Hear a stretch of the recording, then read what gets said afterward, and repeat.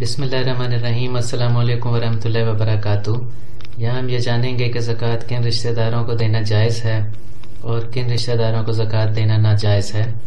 خالہ خالو، چچا چچی، پھپھا پھوپھی، ماموں ممانی کو زکوٰۃ دینا جائز ہے اور ان رشتوں کی اولاد کو زکوٰۃ دینا بھی جائز ہے۔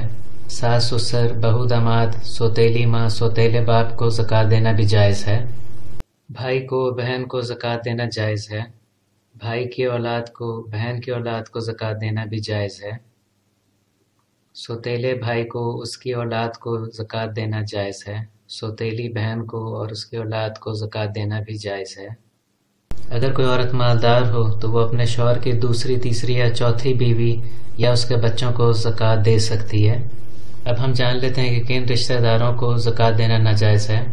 اپنے والدین اور ان کے والدین کو زکوٰۃ دینا ناجائز ہے۔ اپنی اولاد اور ان کی اولاد کو زکوٰۃ دینا ناجائز ہے۔ یہ تھا ہمارا پروگرام کہ کن رشتہ داروں کو زکوٰۃ دینا جائز ہے اور کن رشتہ داروں کو زکوٰۃ دینا ناجائز ہے۔ اگر آپ نے ہمارے چینل کو ابھی تک سبسکرائب نہیں کیا تو پلیز سبسکرائب کریں۔ اس ویڈیو کو آپ لائک اور شیئر کریں تاکہ زیادہ سے زیادہ لوگوں کو اس کا فائدہ پہنچ سکے۔ کمنٹ سیکشن میں اپنی رائے دیں۔